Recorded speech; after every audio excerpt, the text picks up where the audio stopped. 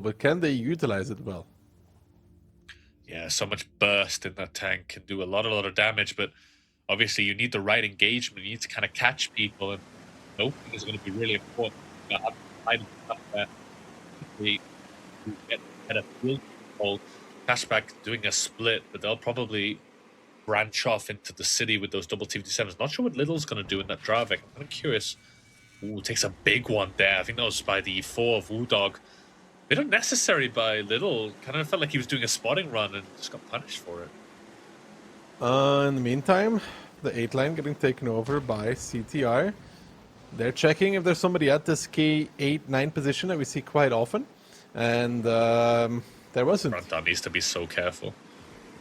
I mean, he's getting peeked by Aka. Aka doesn't take one from Woodog. That E4, even with all of the onslaught modifiers, it can be a little bit derpy from time to time. Yeah, Ivo goes across the field, gets spotted by Aphrodite. Aphrodite's in quite a nice little position there.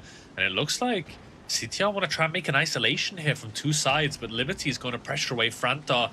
Froly's obviously peeking into T57s, which is not the easiest in the world. Frontar there gives one, but will take probably 3 for his troubles. So that's not great for him.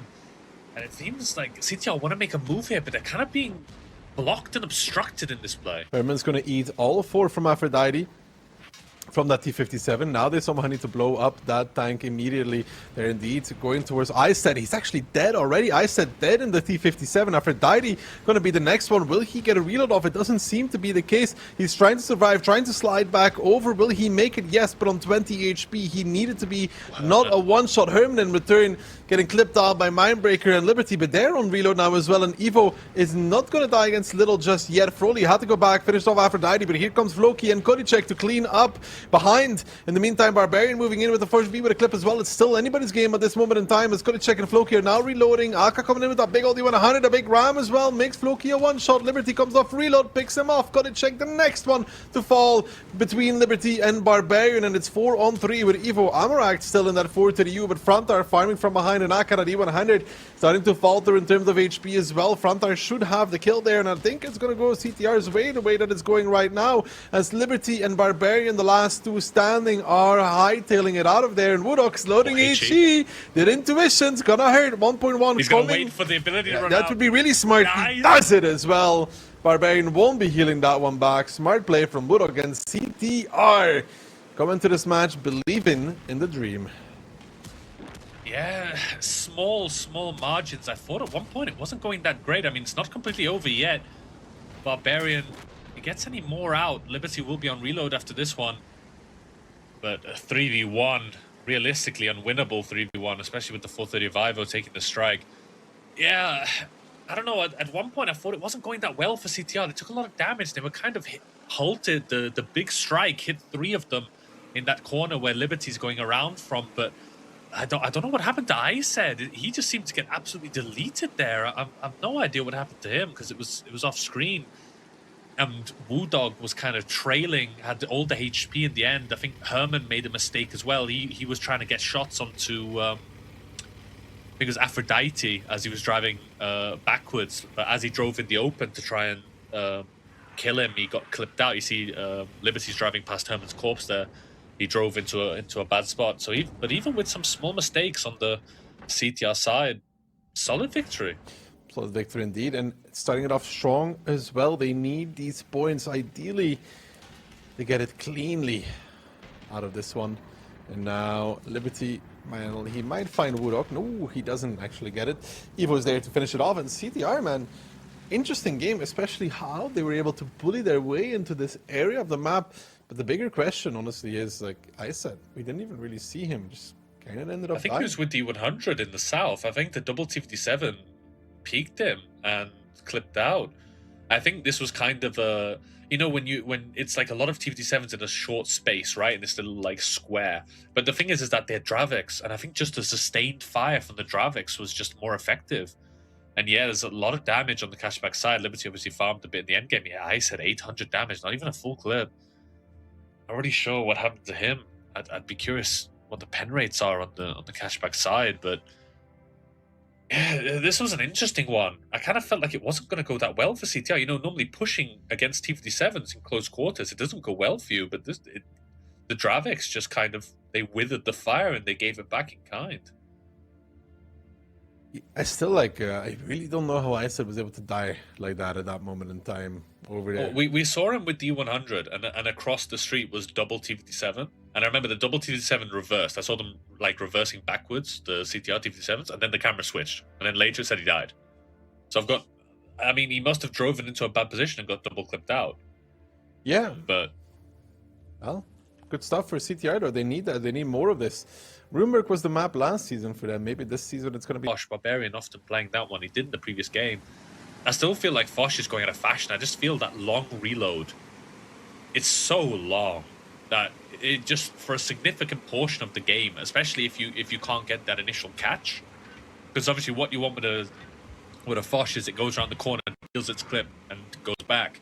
But Barbarian in that previous game, he was driving in. He wasn't the first one, so when he went in, he did his clip and then had to run. And then obviously they killed him after that. But I really feel like Fosh is going to come out of fashion. I'm not a fan of the tank in the current meta. In the meantime, Froley taking the strike on 1-2 line. Evo just kind of sitting in that position that counts as a strike. And it's a slow game. Yeah. I think that favors CTR a little bit. Obviously, they have the heavier lineup. Yeah, because of the triple type 5, if they can utilize those well, then yeah. I mean, they're starting off with a little bit more HP in the beginning, and they also have a strike, which obviously Cashaback cannot take just for free. So there is that. But we have seen this broken quite a few times. You know, the type of Iset, he's going to that corner. You know, he can just peek, take the hits. The Fosh and the T57 can cross towards Froley and kill him and make that isolation. We've seen this a few times. You know, I think we saw it against Lodis, where they had an E3 where Herman is. They just, you know, the Iset takes the hits and they just cross and kill Froley pretty cheaply because it's a Fosh and a T57. So I'm worried for CTR at the moment that like Akka is driving forward uncontested. You see, exactly as predicted, they're just crossing, and I don't think the punishment's going to be enough. Crossing over towards Froley, and with the 7 shells available, Froley should be dying here. They have to hit those shots though. Froley seems to be in trouble. One more shot will do it. Barbarian has 2. Froley is dead. Yeah, and it's just like clockwork. It's exactly how I said. We've been here before, fellas. They did the exact same thing against Lodis. This isn't clockwork. If you rewatch the games, I'm a bit disappointed in CTR here. This is unimaginative, but the game continues. Koidi and Ivo are trying to collapse onto Little, but Ivo doesn't pen it. Now he doesn't have enough shells. There's no one who can really support Ivo here. He'll live for a long time, but in the meantime, the rest of the team of Cashaback, they're trying to collapse onto CTR. 7k HP advantage in Cashaback's favor. And it's just not what you want to see from CTR right now. Well, and Barbarian coming in this time with the first B to take some revenge on Herman and Woodog. Probably especially Woodog, who did him dirty in the previous one and is in this regard going to die. Frantai dead, Herman already gone, Froley was the first one to die, and Floki, Kodicek and Evo are soon to join them. Cashaback may have lost the first one, but the second one was a clean sweep. Pure domination, not a worry in the world. Yeah, but it's hard to explain. You know, 13,000 HP, 7 guns alive, only 1 tank below 1,000 HP. This is disappointing. For any team, this would be disappointing. Cashaback have done this before.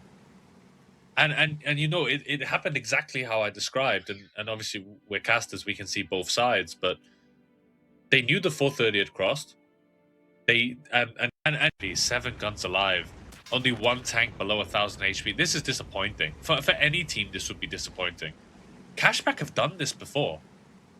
And you know, it happened exactly how I described. And obviously, we're casters, we can see both sides. But they knew the 430 had crossed. They and Cashaback know how to deal with this. You know, you just have the type take the hit, you cross with the high burst tanks, you kill him, and then you have superior positions, and you're obviously 1 tank up. So yeah, this is CTR's fight for survival. I mean, especially because CTR knows that they're kind of blocking that strike, right? So Cashaback will be likely to do something off of that because, you know, slowly but surely the strike eats you alive. And they did it early, and CTR was absolutely unaware for that. For that pen rate. 70% to Cashback's 95. I mean, I don't think it makes a difference overall. This was kind of lost on strategy, which isn't a nice thing to say. You know, you just give Frolly to the Wolves because they can just cross and kill him anytime, and that church is big enough to shield him. And then after that, the dominoes fall. But I don't know. Yeah, that's the nice thing about Cashback's lineup. It's very aggressive, but you've got a lot of options. You know, that CS is so versatile. It can go up the hill and snipe down. It's got the small strike in the beginning for decaps. There's a lot of versatility in a CS on Himmelsdorf. I like it. And he is going hill. He's followed by Triple 50B going hill as well. In return, Triple 50B is pushing down the middle of CTR, and if they kept going here, they would hit a timing that is wonderful on towards Aka. Will they hit it? It does look like they're about to hit it as well. Aka spotted out. He has no idea what's happening. Now Froley gets spotted out, but that's a little too late. He's going to try and run away, but there's two more where that came from. And Aka now getting clipped out, and Cashback trying to return with their 50Bs. The CS might be on the hill, but now is the moment for CTR to grasp, get this game in their hands and win it out. The 50Bs are coming back across the B line. That's all spotted out. They're pushing back into Kodicek, Froley, and Woodog. Kodicek still on reload. Little is just driving in, spots out Kodicek, straight U-turn into Kodicek. Aphrodite coming as well, and Kodicek is going to die kind of just the same as Aka, for free almost. Doesn't get to clip out enough. Froley and Woodog are coming back in, but that was not good for CTR. No, it wasn't. And the thing is, they won't be able to make that many kills here. Ivo will need to try and clean up Barbarian. We'll need to see if Froley or any of them can pick it up. The Ram, not that much damage, actually. But now the 50Bs of CTR are on reload. It's like cycling the 50B reloads. In the meantime, though, CTR are getting the isolations in the north. They have picked up Aka in that Dravik. And, no, they picked up Ised in the Bliskavitsa, I mean. And Mindbreaker is now Amrak Dantract. He will go down. So right now, advantage with CTR is 6 guns against 3. Yeah, the Bliskavitsa coming in from behind is ruining these 50Bs, to be honest. Froley was able to hide in the 5 lane because of it, and even though they lost Kodicek, the initial advantage of killing Aka is just continuing on, always trading positively one way or another. They may have lost Kodicek on the 5 line, but in return they killed something off of him on 2 line that we didn't see, and just kept snowballing from that point on. And it's going to be CTR to put themselves on match point. And I will say that no matter what happens here, even if Cashback does end up winning this match, they have some real worries if they make it to phase 2 on how to continue, because this is not the performance you would expect from a team many would see at the top of the league. Yeah, definitely. It is a concern, you know, like, that's all our predictions out the water. And yeah, CTR survived in their hands, and, you know, it's such a simple game. They catch Aka, and from there it's so difficult because obviously Cashback have 4 tanks going up the hill. They have 2 tanks on 1-2 and 1 in the middle. Once you kill the 1 in the middle, the 3 Draviks go for the 2, and it's 3 Draviks against 2 Bliskavitsas. It's not the easiest engagement for the Draviks because of the DPM at close quarters, but if the Draviks can focus fire and make the kills, it's fine. And, you know, Cashback repush, they make the kill, then CTR repush with their 3, but then Ivo comes in with that Bliska versatility in that lineup. Still not a fan of the mouse on any map except Ensk, but it gives a lot of versatility. But it's quite a difficult lineup to pull off, to be honest. Mm-hmm. We'll see if they can do it. Kodicek in the RHM though. That's an even harder tank to pull off. He does get 4 spots, but also gives away the info, of course. Yeah. I mean, not that much info gained, though. Obviously, he's spotting what's going up towards the hill. I don't really think it's worth it, to be honest. I don't know. It's a bold choice, especially with survival on the line, you know? I mean, what's that RHM going to do that CS can't do better? But opening-wise, CTR are sending another Fosh B to the hill, so it's going to be 3 Fosh Bs on this hill with a light. Floki in the T57. He might be rotating to the hill as well. I said it's going to take that big strike. Woodog takes the strike on the 1-2. Both teams look a bit shook at the moment. Neither team wants to make the move. Ooh, Kodicek does have the plane, spots out the CS. The CS takes a shot back. I think that was a good plane. And they're stopping Mindbreaker from taking this, and Herman and Foley are arriving. It's gonna be 5-on-3, and Mindbreaker getting spotted out. Froley, Herman starting to open up. They track him. They don't get as much damage as you would hope, but the Dravets from behind are shooting, and now Liberty pulling around the corner. He wants to make something happen, but Mindbreaker's down towards 1k already, and Froley and Herman are tanking, and Evo and Kolicek are arriving, and I think right now Cashaback thinks they have an advantage, but it's not the case. There is no advantage. There is only despair as Barbarian just YOLOs himself in and dies little too deep, as he's now getting clipped out by Evo as well, and Kolicek is there with the T-57 Heavy of Loki, who also rotated to the hill, and it's all falling to pieces for Cashaback. Unbelievably enough, CTR, when it matters most, seem to be doing what needs to be done. Little getting chased down by Evo, will get some shots out, and Evo needs to respect that nonetheless, but it's 5,000 lead. If there's a drive, it's about to be surprised on 1-2 line. That's Woodhawk, as Aka and Mindbreaker want to do something here, but do they still have it in them? Because they don't have any burst, to be honest, between those two. Frontar is coming as well, and the rest of the team from CTR is rotating down. They seem to have done just enough, and Woodhawk, realizing the burst is not there, starts speaking against Mindbreaker. Frontar coming as well, bouncing on that auto bounce on the upper hull, but it's all for show at this point. It's 4 tanks from Cashaback versus 7 from CTI. Yeah, it's a wild game. It really is. I mean, they know they have the light. There just seems to be no anticipation from Cashaback, and just not getting the engagement they wanted. I mean, sure, the Mindbreaker managed to drop, so he didn't. So the clips of the Foshes were kind of shared, but that third Fosh coming in and the T-57 following up, this Mouse, he's the last alive, but that's about his only accolade, because he spent probably most of the game just driving around. And yeah, CTR blowing all our predictions out the water. Congratulations to them. They have a potential to stay in this if Sicarios lose. I think Sicarios is... no, you'd be stressed if you're Sicarios. No. I think you feel awful. I don't think you ever have it in your mind that Cashaback doesn't take a single point against CTR. And that's actually what happened. Yeah, and you can't say it wasn't deserved. I mean, CTR showed aggression in that first game, and in this one, it kind of felt like Cashaback was shook, to be honest. The way they played. Barbarian, he's played that Fosh in almost every single round we've seen. 7 CS and double 430U lineup. Weekend in return, double BZ, maybe CS, triple 430U. So both teams having one strike tank. Not too many differences, just one extra heavy, maybe here, but could be the same philosophy.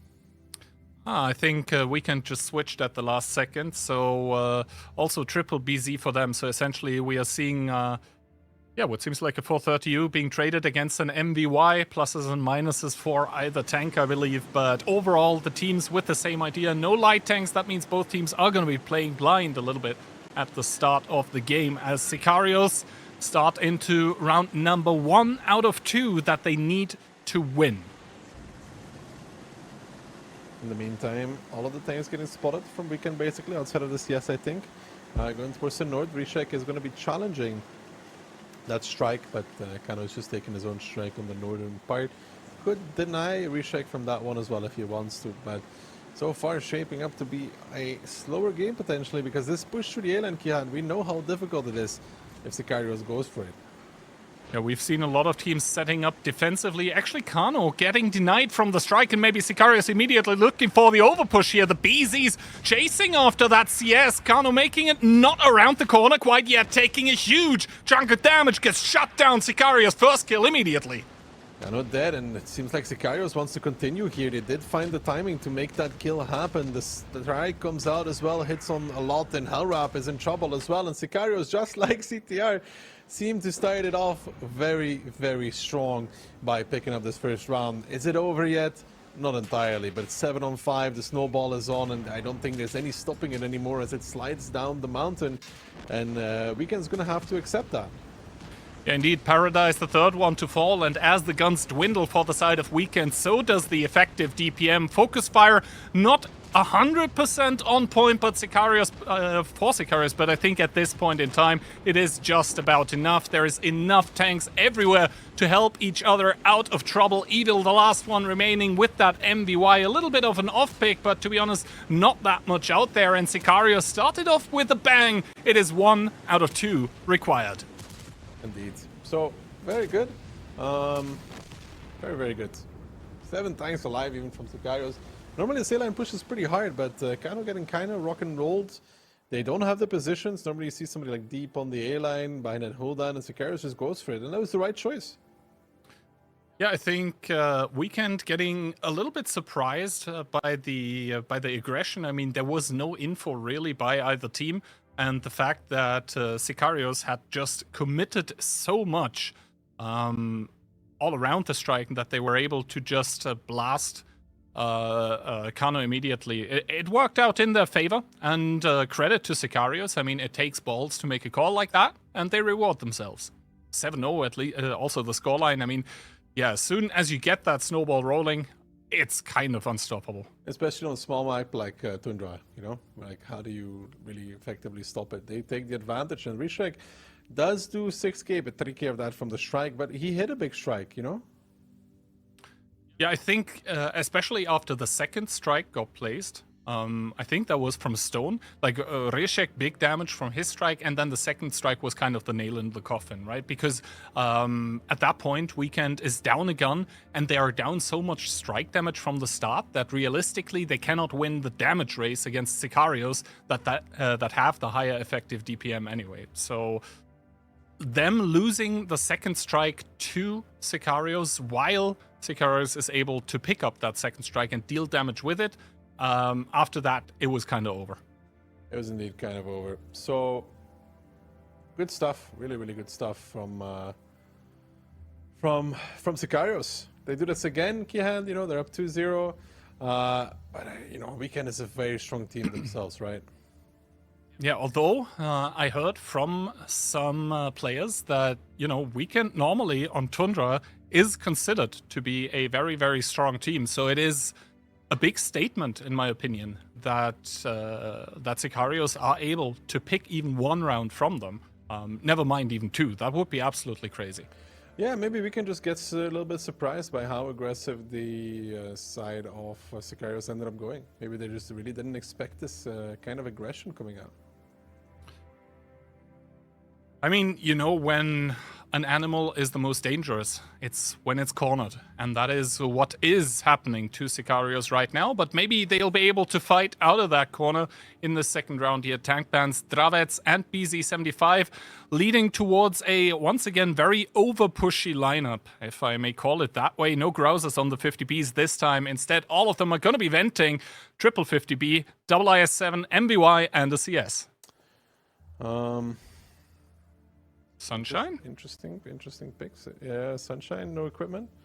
Switches to the 50B, doesn't seem to have equipment on that either. There we go. There we go. They're playing up against triple B though from Sicarios. Double IS7 maybe and a CS. Triple 50B is quite a lot for this map. Once again, I think Sicarios are looking for that snowball effect that I think we also saw from CTR in that Himmelsdorf round that they won again. In the first Himmelsdorf round that they won against Cashaback, where kind of if you push in with the triple 50B and you get a first pickup, even if one of the 50Bs doesn't survive it, as soon as the other 2 are reloaded, you are kind of in an advantageous position. But Weekend, if they get the info here about this, what's happening, then they might be able to work against that. Of course, they do have 50Bs of their own. Rishek, though, with the strike advantage, and we saw last round how important that can be in the shootout. Strike gets reset from click. Rishek. Click, yeah, not that good. Now the 50B starting to arrive from Hellrap Sunshine as well. They might want to go for this Hellrap. Not spotted yet. Stone, Like, and Adi could get bamboozled here, but the Sunshine and Hellrap spot Adi just on time. They really were considering going for Rishek. Rishek is going to reset Trash. No, he actually misses that one, so the strike will be taken by Trash Panda. Trash Panda getting the strike. As soon as that triple 50Bs by Sicarios gets revealed, that might be a big problem. Of course, Hellrap and Sunshine also pre-aiming that corner, as well as the MVI slowly but surely in the holdowns here with the crossfire as well, able to drive back those IS-7. Stone relocating with that singular 50B, and I think Sicarios are hoping for an advantage against the MVYs, but the 50Bs of Weekend actually making the approach on towards Rishek. That's flimsy CS medium, it just gets picked up immediately. Advantage for Weekend, but can Sicarios tackle them back with those 50Bs is the question. It doesn't seem to be that way. Adi makes his clip, but he's now in trouble because Sunshine's coming, Like is still moving, Alex and Stone are relocating, and this, even though Tundra is a small map, it takes time to do so, right? And they're just about getting Kano out of the game, but they're not going to get too much more than that. And Weekend in the meantime is pushing back over the middle of the map where Click and Milo are left to their own devices, and they're going to die there as well. They can already start writing on their tombstone what they want, because they are both going to fall against that. In return, sure, Sicarios picks up something, but that something is not enough to turn the tide of the battle. Click will fall in just a second, and the rest of them are probably going to be joining him sooner than later. Adi now trying with his last clip here to do something against Evil, but the DPM and the damage in the clip just isn't enough, so Weekend are going to hold strong against that 50B bait and trap attempt from Sicarios. They're going to equalize the score on one of their better maps, make it 1-1. Still though, I think this 1-1 at this point in time right now might be, you know, a small victory on the board for Sicarios. They keep the dream alive for now.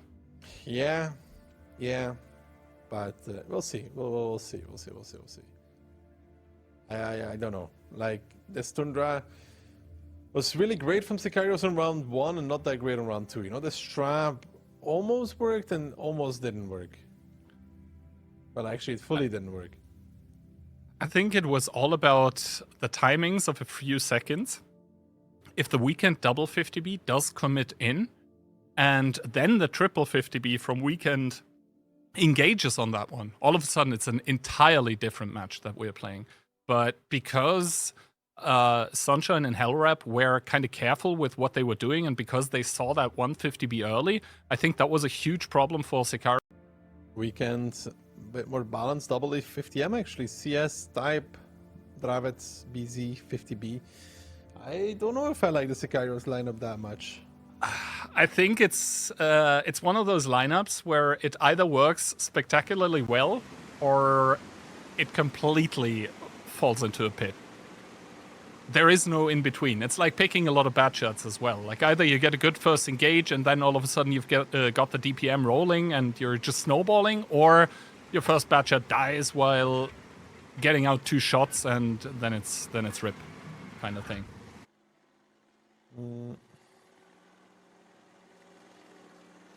Oh, Rishek here, he doesn't know it yet, but he's playing against the CS63, and of course there the medium tank does have the DPM advantage, does see the double E50M though, the K91 not able to get a shot of damage in, but now with Trash Panda and Kano taking double strike, that's already an okay-ish opening for Weekend, but still, I think the fundamentals haven't changed here. Oh, Trash Panda sees a double 50B in the cap. That is a lot of information. Will he be able to get around the corner? The answer seems like yes. Clownzik as well with that Type 5. He sees a lot of 50Bs to engage upon, or maybe get engaged upon, but good HE into Click here. He's able to reverse around the corner, and that's a lot of HP for those 50Bs to chew through. Right now, Sicarios not really able to find one target to pounce on. Hellrap seems to be getting the worst of it. Even that BZ in the middle of the map of Trash Panda didn't really receive that much damage at all. Another strike now coming out on Alex and Milo, only hitting Alex. Click running away. Clownzik about to be reloaded, or does he get it? He does not. So he will cower behind that corner. But now Trash Panda seems to be in a little bit more trouble, but the problems for Sicarios continue stacking. Great shot there from Clownzik, kind of saving Trash Panda. Click is dead as well, and the first best of 1 for Sicarios. They try it all, is not going to be going their way. With this 5 tanks left standing, Clownzik just rolling up and rolling over the tanks from Sicarios. It's going to be match point for Weekend, and elimination point even. Yeah, no, I'm going to be paying some attention to the shots by Clownzik after the battle, but I think if you're a Type 5 and there's a lot of 50Bs driving at you, but yet they're actually not focusing you, it's time to smile and wave for those 50Bs, because those HEs by the Type 5 can be absolutely devastating. Sicarios, they fumble the first tournament staying alive point, I guess, that they have. There is another one remaining for them, and after that, who knows what might happen. But for now, Weekend, I think, making a lot of Czech people happy. For now. For now. For now. There's another best of one on the table. Weekend does it one more time, and Sicarios is going to be like hard for them yet again. Ooh, this time around it looks like Weekend is going for the more aggressive, I guess, lineup. And Sicarios wanting to play a little bit of the longer game. I would say Weekend's lineup is probably easier to execute, but Sicarios' lineup has the highest ceiling, if you know what I mean. Can they make this happen? The type is the only one spotted, and Kano hits a concrete pillar there. Oh, Paradise getting spotted here in the CS on the cross, so he must know that there is something lurking in those bushes. Those E50Ms getting spotted as well, so Ryšek immediately some value out of that T100 light tank. Even a double bush shot in towards Hellrap to generate even higher of a plane, as Alex already taking an artillery strike. This second round of Pilsen starting a lot better for Sicarios than the first one. So far, so good, huh? So far, so good, but Trash Panda seems to be in a pretty aggressive mood right now. Driving through here, wanting to cover Paradise. Blind shot, but mistimed as Ryšek only now driving in towards the bush. Trash Panda getting the spotting notification. Now he's starting to cross over, but luckily for him, there is no one to punish Ryšek with another very cheeky shot this time around. He gets spotted for it now, but that is a close E50M as well. But there is backup on the way. Milo making his way through the backlines as well. Yeah, but Kano is lingering there as well. It's not as easy as the guys from Sicarios would think, to be honest. There's a lot of cover as well. Information tower being taken. Ryšek does plan it out. Will they be able to get it? No, they will not be able to get it. Sunshine does get reset. Takes one, takes two, takes three even. In that E50M takes four. Is he gonna die for this? Ooh, shots going by him, but for now he seems to be able to stay alive. Never mind, Alex with that bat shot, and that shot was firing so slowly, probably a heat snipe. Another plane coming down from Ryšek as well, but Sicarios with a phenomenal opening towards their tournament round. Yeah, so far they're up 3,000 HP and they're up a gun as well, so they're doing fantastic. They're backing off from 1-2 line as well, and there is an E50M running into a 50B of Milo. Milo should be able to get a full clip out here. Actually, he has only one more shot, and this is actually pretty bad for Sicarios. Or maybe Milo clipped a gun towards Kano, more likely than not, and Trash Panda is just going for this at this point. He's going for it, but there's a lot of reinforcements on the way. The T100 and the K91 are going to join the fray, so this E50M engagement against the 50B is going to turn completely against Weekend. An artillery strike going down, but it's not going to matter. Trash Panda will take more shots from that 50B. The T100, a pesky fly beside him. He's going to pick it up 2-0 in the kills for Sicarios. Strike being taken in the middle by Klanzik, and the strike in the east getting denied, and he's going to get pushed there as well. I think that's Kano, and he's about to get pushed by Alex, and Sicarios smell it. They can feel it, that their tournament survival is looking pretty good, as Paradise actually is the one on the strike, and he's getting run down by Sicarios. And no matter how this game continues after this point in the tiebreaker, Sicarios will secure themselves into phase 2. That is good news, but first of all, they do need to secure it. Weekend, no, they're on the ropes. They're almost, but not quite beaten yet. Ryšek, he's playing a combat light tank at this point in time with that T100. It's not meant to fight, but it can, I guess, if you just drive straight up at the enemy. And Weekend, they're crumbling a little bit under the pressure of this opening from Sicarios. I said they probably had the easier setup to execute with, but they just didn't find the openings. The Type 5 anchoring in the middle, but then exactly the right timings coming out from Sicarios here, finding the overmatches against what Weekend was doing. And CTR probably in tears here, but let's be real, it was pretty unexpected that they would make it to phase 2 anyway. Yeah, and over the course of the season, I mean, I guess you could say Sicarios deserve it more, right? And they will be securing that phase 2. Will they secure the match? So that's a different story. I mean, now that you've secured phase 2, you might as well want to make it the match for you as well, because I believe with 2 points from this match, Sicarios would actually surpass Cashaback, which in itself would be an absolutely crazy story to start phase 2 with. For now, though, congratulations to Sicarios for staying alive. Yeah. So, good job to Sicarios. And now the battle begins, Kihan. The battle for points for phase 2.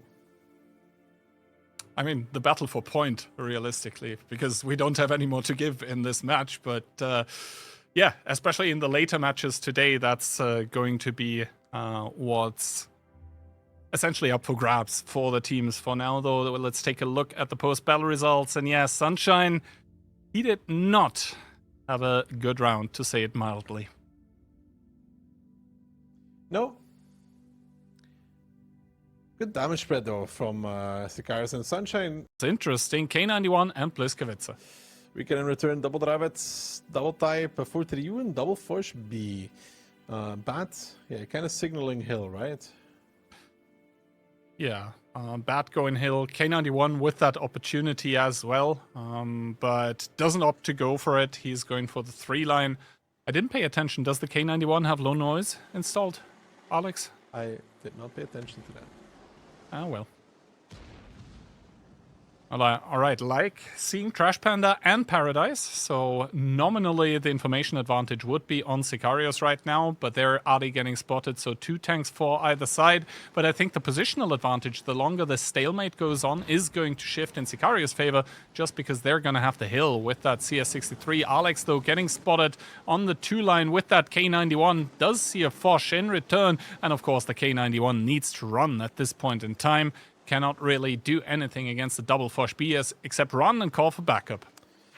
They'll do just that. 1-2 line will be taken by Weekend fully. Sunshine will go on towards the strike. Alex needs to back off. Hill under control of the side of Sicarios, of course. And normally Hill is pretty impactful. But I will say that the downside is that it's a Bat and not a CS. Yeah, I mean, the Bat may be getting picked because 1v1 it beats the CS. That is, I think, the reasoning behind it. But, of course, Weekend have not been interested in the hill from the start of the game. Adi here is probably cursing a little bit as he gets driven off that artillery strike with HE after HE from the 430U. That does end up switching positions now. Rishek, he's looking for some pot shots from the top of the hill. I think by now we can probably suspect someone on that hill. Indeed, a big shot coming in. Adi with that Bliskovice as well to be able to exploit. So I guess some trades back and forth, but for now I don't really see a decisive advantage by either team. David rotating on the hill and 4-3U from Weekend's side. Is that enough to win this hill though? I mean, K91 realistically has a lot of DPM, and the Batchat with the burst, I'm not even sure, as Milo takes 2 by the Foch of Hellrap, who immediately goes on the long reload. Although the ability kind of wasted, but he was probably thinking that he was going to get tapped by the type.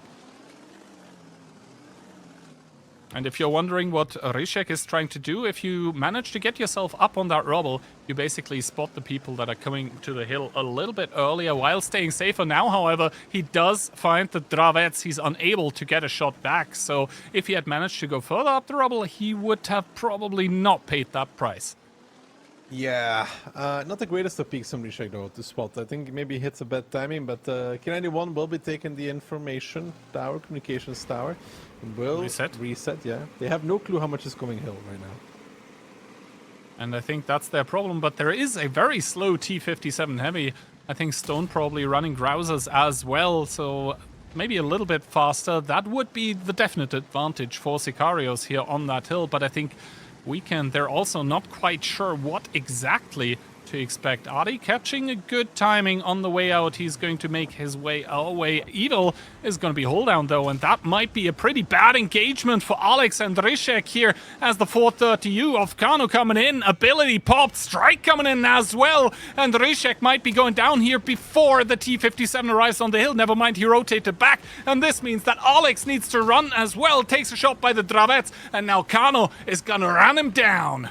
Yeah, I think Sicarios, they're afraid of potentially more tanks being on the hill, want to react by pushing low, but Risha gets caught off guard. He's had a good match so far, but that one, not that great. Alex is dead, and so are the hopes of Sicarios of picking up these points. They may have qualified into phase 2. Qualification is going to be all they get on top of that point that they needed anyways. And Weekend will still be walking away with the lion's share of it. Everybody happy, I guess, in this match. I think Sicarios are pretty happy to get that point here that once again puts them a singular round in the round difference in front of CTR. That's the only reason why they are going to be making it into the second round. As Click, he's trying to pad his stats a little more ability active. He's going to get all the shots out, and he does get sandwiched to death, leaving only Like in this 1 versus 6. But I think for Weekend, they will have something to speak about regarding some misplays, especially on Pilsen. And for Sicarios, kind of happy days for now. Kind of happy days, but the work has just begun. They have 2 weeks. Oh no, is it 2 weeks? No, 1 week. 1 week. 1 week to rebuild. E4 hit maybe a bit more standard with a triple Dravek, double for 30U, so they switched it up, no light tank anymore, and a 50B. No strike tanks either for hit and run.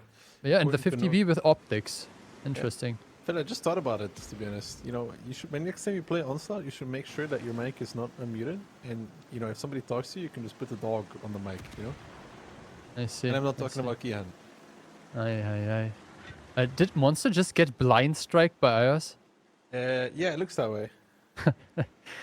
I mean, Not bad. that is definitely a good start for them. Starting as well is Nepal in the CS, immediately taking the strike on the 7 line. And Hit and Run with a more passive approach, now driving towards the 1-2 line. Obviously, those 430Us not as quickly as the CS also. There is quite some terrain that you have to basically cross with like elevation. Cliff gets spotted by Ketsai, who puts in a shot immediately. Ketsai gets punished immediately as well. Mentos there putting in a second one. Looks like he was not able to double track him, but the plane gets in, and the spots are quite good in favor of W, I would say. Yeah, really good damage on towards Ketsai from Mentos in combination with Klurf there. Klurf was getting denied, of course, on the information tower, but now the 430U starting to repush towards Piotr. But are they going to make that on time? Ketsai is a 2-shot, so there's going to be a little bit of time where these 430Us... Ooh, the strike comes out. That should be enough to finish off Piotr. It's Nepal immediately picking that one up. Monster and Panzer Fury now pushing back in, but they're a little too late. They will find Piotr, but what is the cost for this? Monster gets rammed a little bit. Panzer Fury takes some shots. Monster will finish. So... trading 1 for 1, but W getting out ahead with that trade, to be honest. Well, I mean, the HPs are pretty even still. Yeah, look at Itox's position. I think he's in trouble, actually, because while he's sitting there right now, and I think W reacting to this immediately, pushing the K line, Mentos coming in with Klurf and Ios covering from the back lines. Nepal taking so much so on that crossing of the CS63. They didn't need him for this. They did not need Nepal to make that play. He takes a lot of damage, and Hit and Run find Itox, but T-Sec takes a lot in return. Lukin has an opportunity even to kill this Dravets, the 50B on the kill, and W is pinned in. Lukin looking for that kill, and Lukin and will score and succeed. Yeah, I mean, a bit disjointed there. I'm pretty sure the type could have maybe shielded him. Also, Pan's Fury, I'm not happy with his target selection. He could have picked up the CS shot onto Nepal and eliminated another gun.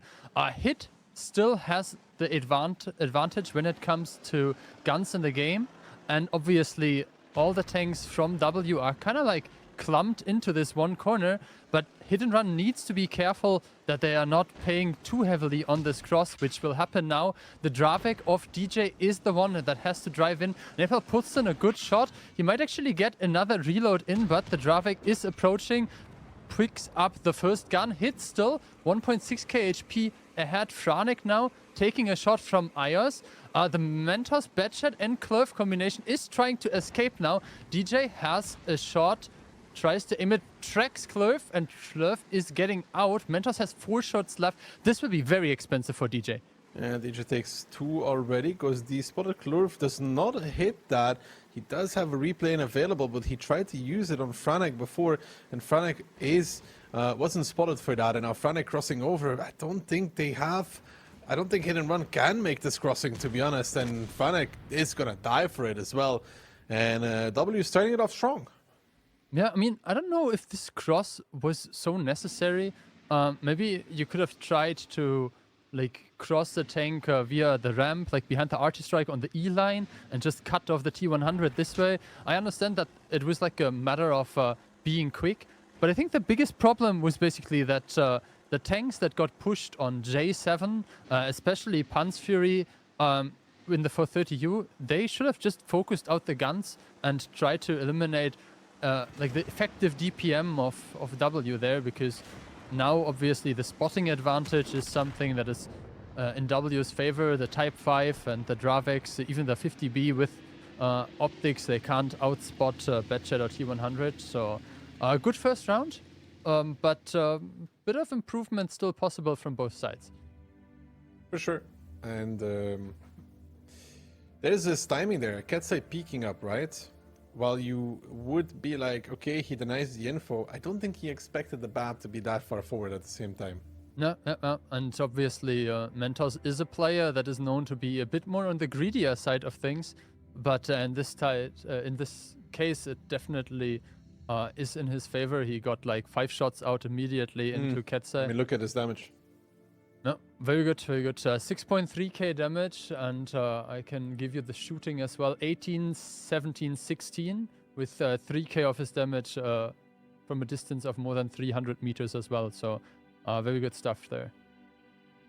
Yeah, it's a very good performance by that bat. Even the Leopard behind it as well doing quite a bit, but I think it's the bat that made the real difference there. Hit and Run almost got back in it, but this K-line crossing over from the 50B, I mean, it's not really going to work out. They kind of need a DJ and Franek to do that, you know, and then make sure that Leo doesn't escape. I think they had an opportunity for that even. No, maybe. I have to say, there were like a bunch of smaller things that can be criticized. The target selection, then like a bit like the timing with the repush coordination as well. But in the end, I wouldn't say it was a stomp either way. It was a close game, bit of a back and forth. W taking the victory, and obviously the first round on Hit and Run's map pick. But I'm pretty sure that Hit and Run will be unfazed by that. They have been down 0-1 numerous times, and they'll not get too distracted from their mission. No, but it's a good start from W. I think they need that in this match against Hit and Run. Like, I really think they need that solid start, because Hit and Run is the team that, I mean, you know, you could say they're representing Poland as a country. But they're that kind of team that doesn't really struggle from being behind anymore. So W is going to have a tough match ahead of them. So winning that round to start with, very important, because Hit and Run is the kind of team that does run away with a lead, though. Once they're up 1-2 points, it's really hard to get it back. Yeah.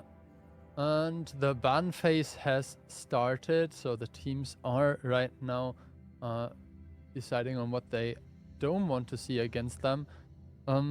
First round, we saw the K91 and the EBR. Let's see what the bans are now. Yeah, both teams picking the same vehicles. Excluding the K91 for Hit and Run is definitely a good choice, and the EBR as well, something that we see very frequently banned. Do you think it's a good idea to ban the EBR if you're not playing a light tank at all? Sure, why not? The EBR is kind of unique in what it does, you know? And the info it gets and how quickly it gets around the map, how stealthy it is, good combat abilities. Well, I think it makes sense though, to be honest.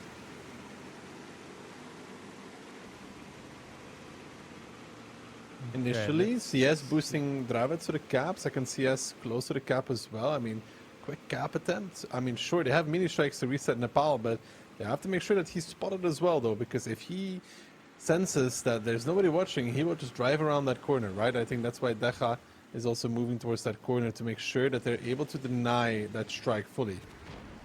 Yes, but Nepal still has his own strike, and I'm pretty sure Clove didn't use the plane. So with that, they also secure the safe decap. There is a type coming closer, and Piotr as well in the Dravek taking a position that usually grants some decent decaps, but the damage coming in quite well so far from Hit and Run, preventing the decaps. 20 seconds left.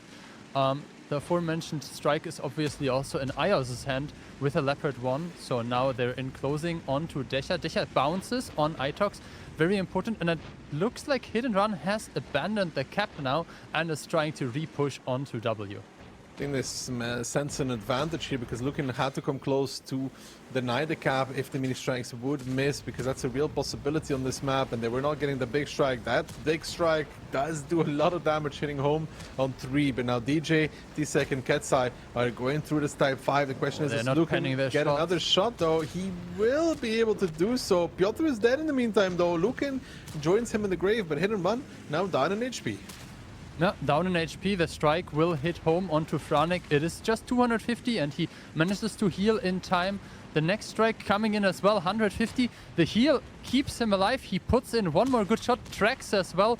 Itox gets shot by Ketsai and Monster picks up the next kill. Hit and Run still keeping all their guns in the game.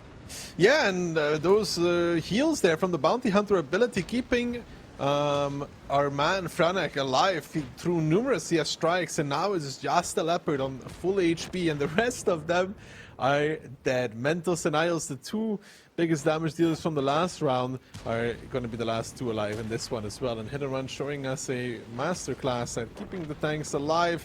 Mentos now the last one standing. 7 tanks left standing for Hit and Run. Not bad whatsoever. No, I mean the strike misses Mentos, but that will not really make a difference. I mean, take away Monster, right, with like 2.5k HP, and you could argue Mentos would have like a sliver of a chance, but it's 3 tanks in the cap, make that 5. 2 tanks protecting the cap. Maybe he picks up Decha, maybe he can put in one more good shot, but even that stays denied from him. 7-0 and potentially even a cap not going fully through. But yeah, 1-1 is the scoreline, and I think we have a good match on our hands. 8 rounds, Hit and Run abandons the cap, there's a lot of pressure, but sure, I think depends entirely on the engagement. If he's not the first one to engage, but the second one, when people are already clipping, then yes, it is, because he heals. And if you don't kill him, which is 2 full clips from a 50B, if you don't kill them instantly, they come back in with level 3 and they become even... Like, the Force B initially is annoying to kill, but the Force B that comes off of its reload with level 3 ability is even more annoying to kill. Okay, seeing this initial split, I think I favor Hit and Run, but only if Hit and Run is not able to... if W is not able to just, like, overrun one of them. Okay, DJ gets spotted, same for Franek. First shot goes into Piotr, and Franek manages to get back around the corner, does not get the strike, but is the first one to be in the strike, so that also means that he will be able to pick up the strike fairly safely. I think the jig is up.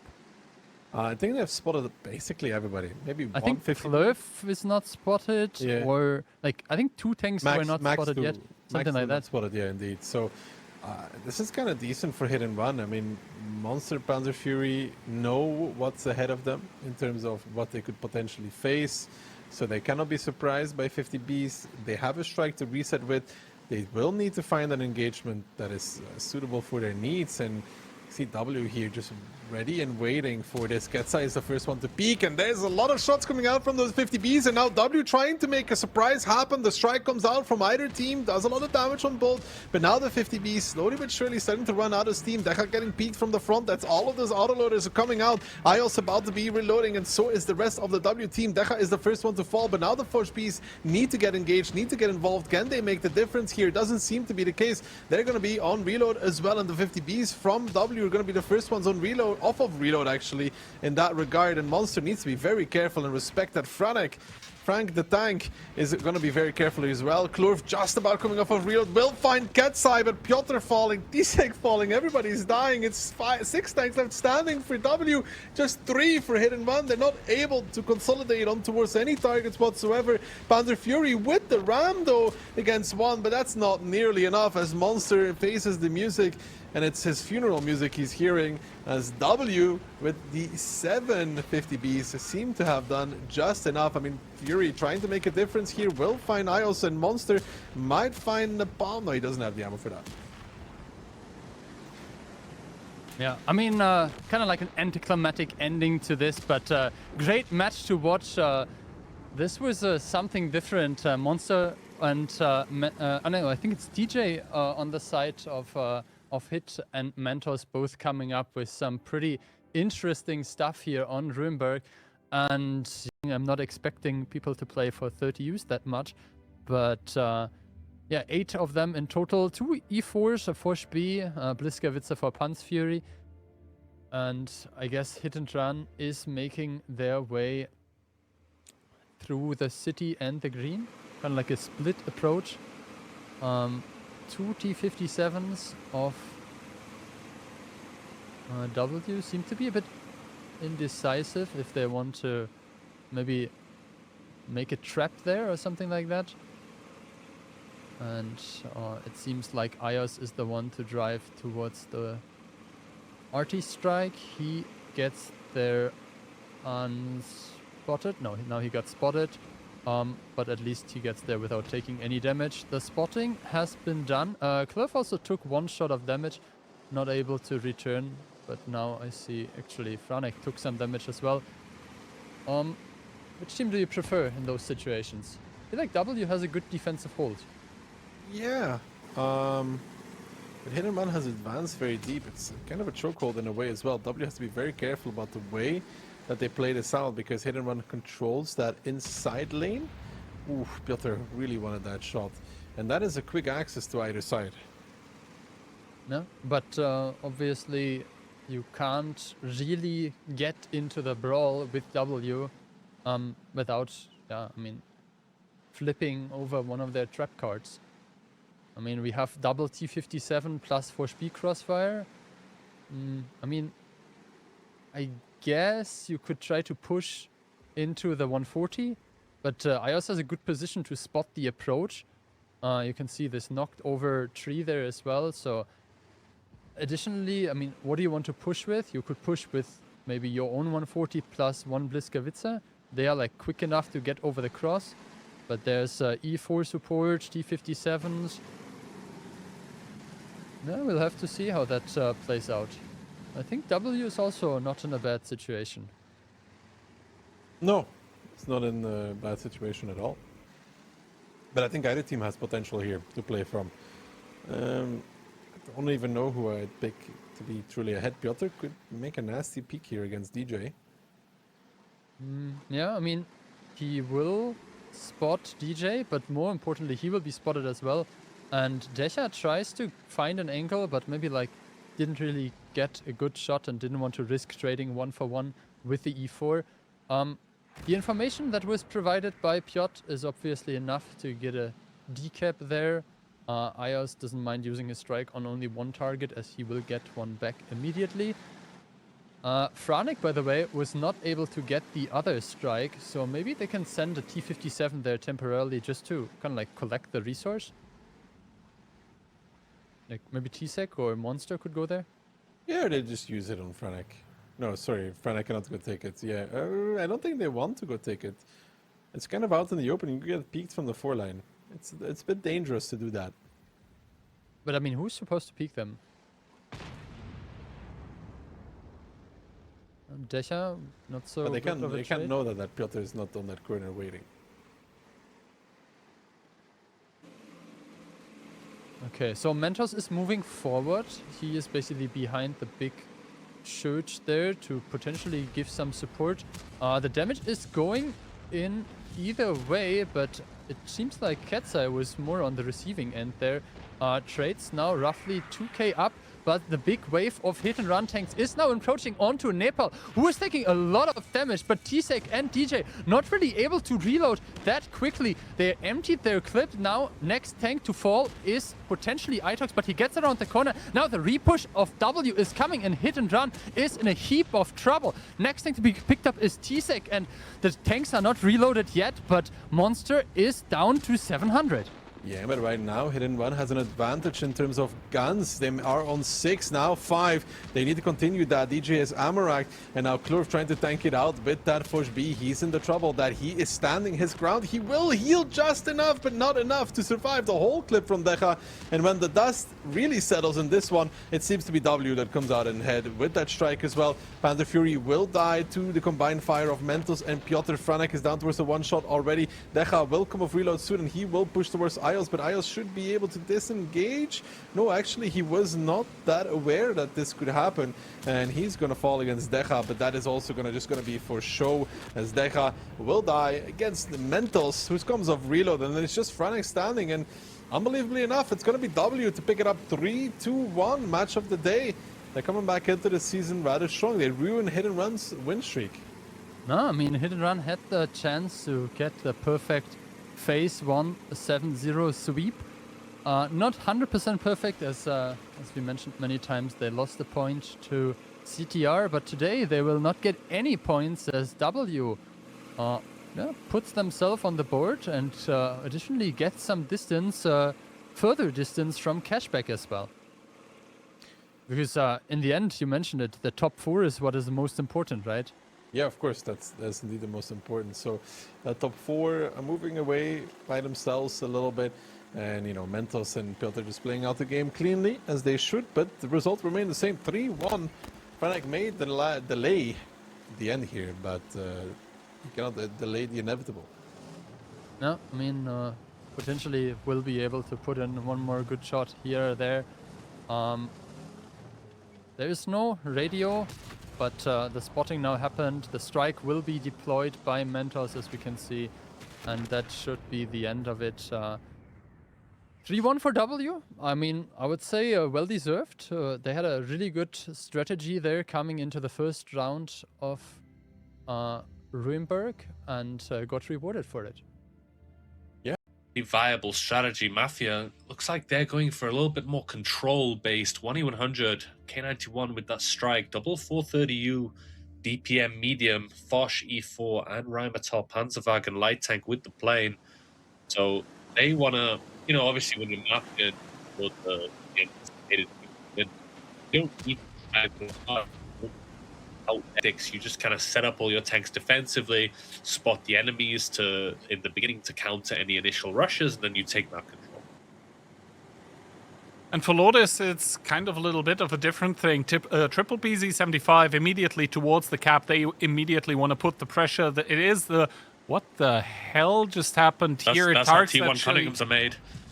Yeah, look away if you're under 18. That wasn't for you. But yeah, Yuzek getting a good first shot into Tarks here as the triple BZ gets spotted, actually. But what Mafia don't know is about that 430U times 3 that's coming through there. Finally, a shot coming in. But the Foch B of Jordan also still unspotted. He didn't touch the artillery strike. The question is, will this amount of alpha and DPM that's rolling towards Mafia be enough to stop them, though? Yuzek, the wall himself, he is in his element, but at the moment he's taking a lot of damage. The strike goes down, it's going to hit 3 tanks. Good placement there, and we do have a Mafia stronghold, but it's being kind of overrun. Yeah, I mean, in a really prime position, but the thing is, if it was a K91 in K1, this could be a different story, but it's a Foch shooting on range, and he's probably out of shells. These 430s, they're surrounded, and the tables have kind of been turned on Mafia. I think they thought they were being really smart here. Of course, the bleed is significant. These tanks are taking too long to die. Conrad needs to die. Yodo needs to die. Conrad, the focus fire wasn't there, so Conrad gets another shot out. He might even get another one. He doesn't. That's a 3-tank advantage, but bear in mind, they are all now stuck in this position. The Foch in J1, he's unspotted. Alpin will need to boost for him. No, he does get it. No one really has good shots. Maruch is going forward. Rexar is now loaded again, though. He has got ability popped. I think he should be able to survive into the healing phase of his ability. He's actually already healing. I'm not sure, that's a bit weird. But yeah, now on reload, Marucha, don't think he's going to be able to pick him up here on 100 HP in a dream. Doesn't even Oh, connect he that does- one, and now the death throes of Lodis. It looked pretty good, but just that I mean, it crossfire. depends. If they can still get Rexa out of the game, it would be okay, but it seems like right now the tank is just too low. Will Marucha reload here? Oh, Bochion's actually coming in with the save. All of a sudden, Lodis playing with 5 tanks against 3. Profus That is a has lot the- of HP, though. Profus has a strike. I don't know why Profus didn't try and save his teammate in the corner. He has a level 3 strike that would have killed Marucha in that corner. I don't know why Profus isn't activating that. But now, you know, we talk about gunning the game as much as you want, but it might be a 5v3, but that's 4 times advantage for Mafia. Well, let's see. I mean, tank advantage for Lodis, that means Mafia needs to do something, but they have obviously the HP to do it. They have a full HP light tank, they have an almost full HP 4. Maybe Profuse? No, he's not timed out, he's moving. So yeah, I disagree with the decision he made to not use his artillery strike to take Marucha out of the game, but there Kono killing Botchans, that's already very important. A strike comes down onto Orzhek, he does get reset, no ability, so he does actually take the full damage. Jordan coming with the shots through those tank holes there, very good shooting, as Sokol all of a sudden finds Profuse in the open, but of course Sokol cannot take so many shots. A strike coming down, and it's going to remove him from the game. Mafia, they just have so much HP to play with, they have equalized the guns now. They just need to be careful not to throw, but Tuka on that one shot, I don't think he'll be able to make much more magic happen as Kono coming through with the next kill. All of a sudden it's turned around. Mafia with the gun superiority. They're going to take up the artillery strike as well. As soon as Marucha gets spotted in that BZ, that's going to mean he's dying too. And then it will be Jordan against the world. There was some potential for Lodis, but I think the last bit of penetration in that push, it just wasn't there. Yeah, it took them slightly too long to kill those 430s, and even then, I mean, killing that Foch in the K1 corner is really difficult. How am I sounding now? Am I sounding pretty good? Yes, I think you're back. Seems to be Wonderful. pretty okay. Jordan setting up a little trap here. He does see Profuse. The shot does not connect. I mean, going from bad to worse, I guess. The strike coming down. He manages to dodge it, but it's all going to be for naught. Mafia picking up the first one.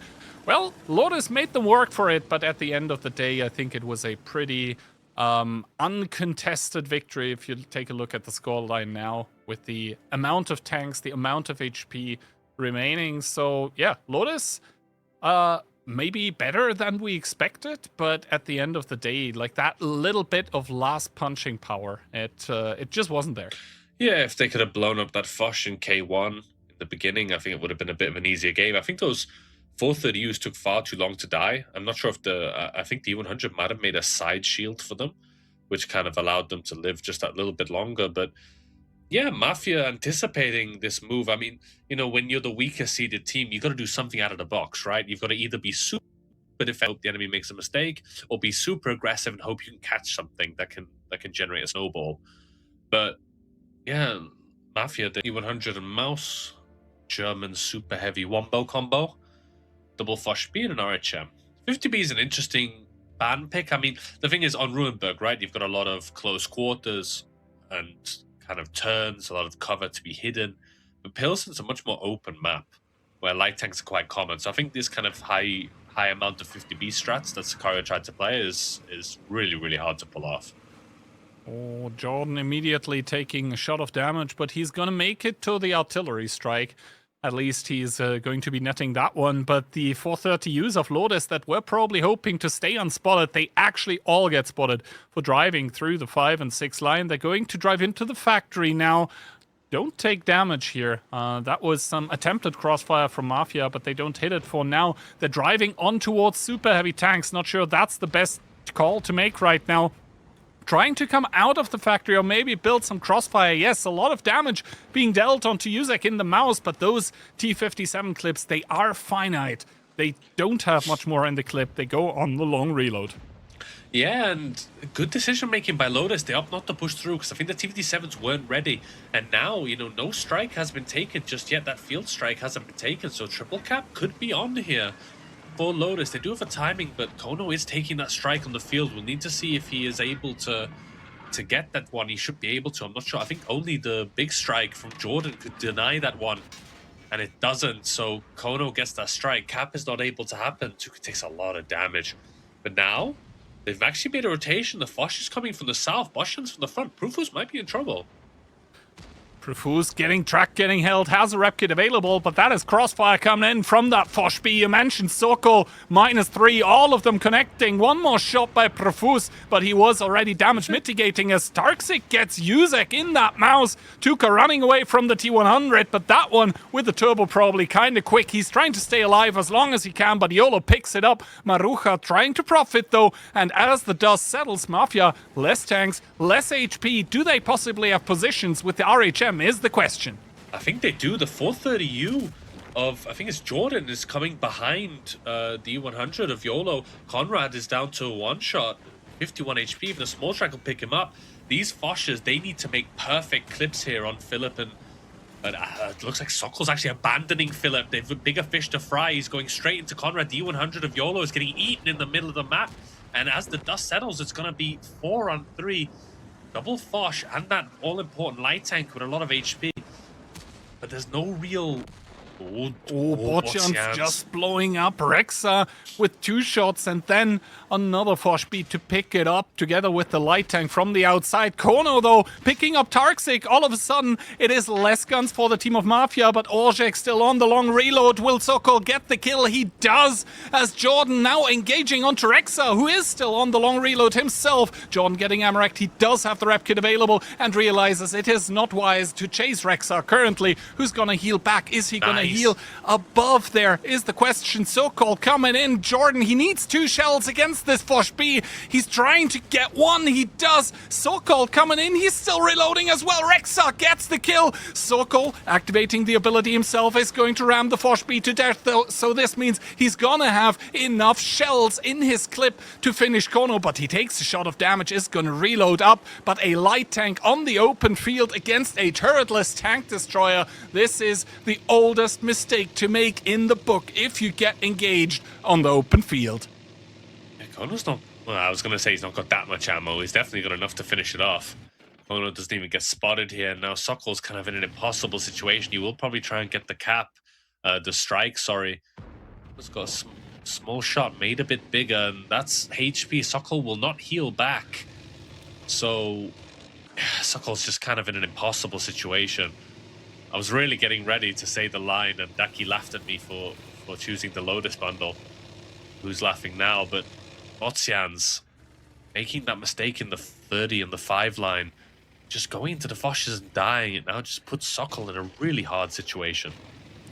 Ooh, now Kono going into the bushes, and that is just a perfect shot. No possibility for Sokol to retaliate. The only thing that Kono cannot afford to do is essentially getting double track, but it doesn't seem like he is about to do that. Sokol, he has one more ability left. So in the engagement, he could possibly pop it and get a little bit of HP, but at this point in time, he's a 3-shot, but I don't think he realizes where Kono has actually gone. Kono, at this point in time, also without a plane, cannot be sure where exactly that Fosh B is. It is a hard round for sure, but for now, that light tank has all the cards close to his chest. The thing is that Sokol is playing Kono's game. He needs to switch it up and play his own game. Look at the lineups, right? There's 1 tank each, so it's going to go down to HP damage dealt. Mafia have the much heavier lineup. That's a Mouse and an E100, and Lodis have a lot of 430Us. So if it goes to draw rules, there's a high possibility that Sokol will win it. So I don't like the fact that he chased and lost all this HP. If he just retreated, sat in a corner, and just waited for Kono to find him, sure, he's going to get info towers and play strikes, but you can weather that storm for 4 minutes and hold it until the last minute and potentially get a draw out. I mean, this is just not a solution. Sokol getting spotted here. That was an HE shell, smart to reset it. A shot coming out from Sokol. That means he... Never mind. No shot coming out. But yeah, he is still spotted. Possibly perma-spotted, so he doesn't even know it at this point. Another shot coming in. Kono playing this one perfectly with the openings that Sokol is giving to him. So yeah, Not the best plays here. He comes around the corner and the perfect shot into the side of the tank. Heat, of course, doesn't have an auto bounce. I think Kono at this point in time might just go for it. Sokol, not sure he has given up. He does put a blind shot there, but Kono to finish it off. And yes, I do agree with you. I think maybe just going into a corner and just letting the light tank come would have been the option here, because if you try to chase after that light tank, it's just not going to happen, brother. Yeah, I mean, that's... Lodis are giving it their all, though. And Mafia are really showing that experience in the end game. You know, the Foch going down to an almost one-shot still clips out the 430U before down. What I predicted in the beginning of the season has come to pass, Keyhand. The E3s on Ensk. I mean, at some point, if you want a high pen TD, it's got to come out, because the E4 is kind of a safe assumption that it's that it's going to be banned, and the E3 still gets the same gun. It has the 375 APCR pen and the 750 alpha. That's the reason, for example, why the Hori wouldn't get picked, because it only has 600 alpha, although it has pretty good pen as well. As the Dravets on the field is going to go hold down for Lodis, taking some map control, seeing Rexa as well. Botchans immediately getting unspotted. I believe unspotted bouncing the shot from Rexa, as well as Conrad takes the first damage of the game. But neither team super aggressive on the field right now. The same, though, cannot be said about the city. Tuka and Jordan quietly driving forward. They're missing a little bit of a window of opportunity against Orzhek, but that is 3,200 damage waiting to happen. But now both of them are spotted in the city, and to be honest, Orzhek hasn't really taken a lot of damage, so now the jig for Lodis is kind of up as Tarksik finds out about Profuse, takes the first bit of damage, but if there's any tank you want to take the damage on, it definitely is the Mighty Mouse. Yeah, it's a decent trade for Toxic. I don't think it's... I mean, you could take it, you could not take it. It doesn't make a difference in the grand scheme of things, but... Yeah, thinking about Hori. Hori gets the increased damage if you're unspotted, right? No, it gets a reload bonus when you the 268 damage with the ability. Yeah. It's not the worst tank to play on this map, but... I mean, we have seen Hori at some point, I think, even on Ents, but it was, if it was picked at all, it was like a super niche pick. For example, we have seen triple Foch 155 as well by hit, and it failed terribly. But yeah, let's not focus on this. Instead, let's focus on the match at hand, where Orzhek is actually able, just the single one of him is able to chase the double 50B away here. Jordan, actually he does have backup with Kona as well. Jordan and Tuka running here. Jordan driving against the wall, taking a lot of damage, and those little mistakes, they are so costly against a team like Mafia. In the city? Ooh, Yuzek just gave 1k to Tuka on HE. I was looking at the crossing. Yeah, these types of Lodis, it really is boys to men. Mafia just schooling them on their own map pick. Jordan and Tuka getting bled about 3k plus just leaving. And Mafia just picking their engagements, allowing Lodis to make the mistake. And, you know, if you lose one side, you know, every action needs a reaction. If you lose the city, you have to push the field, and that's what Marucha's doing, but I'm not sure the rest of the team is supporting him at the moment. But he does have a lot of meat, at least. They're trying to collapse on YOLO. The Dravik behind him is not leaving. He's in the info point. Rufus gives a big one. In the meantime, in the city, Kono does get found, but that's going to be Tuka getting found by Ozit in the meantime, and it's just not looking good for Lodis at the moment. It ain't looking good, bruv, as YOLO feels pressured into this repush against Marucha, because there's also Botchans coming in. The Dravets Profuse might have the possibility to give another shot in towards him. And actually, Rexa very close to dying in the Type 5 as well. Though Sokol on that one-shot, Profuse to pick it up. And Conrad, all of a sudden, from downtown, putting one into Marucha YOLO. That is very annoying for the mouse of Marucha. The way that YOLO is playing very close to him, to his side. That means Marucha is going to focus on other team things, but he does get picked up. So good play by YOLO, who might be able to get one more shot into Botchans to put him down to a one-shot for Conrad. And as the dust settles, Lodis are left with 3 tanks. And Well, make that 2, less than 1000 HP between them as well. Philip with another kill, but in turn Botchans falls to the grave, and Philip, the last one alive in the game for Lodis, the last one alive in the match, and the last one alive in the AMD OLS Season 6. Orzhek with that 50B, his turret damaged. It ain't gonna matter, he has 4 shots available. That is 1 more than required, even with the Ram insult to injury. And we have to say goodbye to Lodis Mafia. A well-deserved 3 points.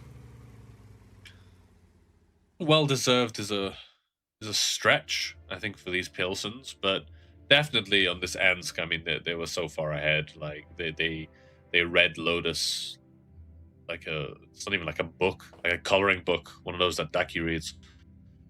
But, yeah, congratulations to Mafia. They get the full 3 points. We get the full points for the prediction. Every single person got the prediction correct. It's not a nice thing to say, but yeah, we hope Lodis can come back stronger and better next season. There's definitely potential in that team.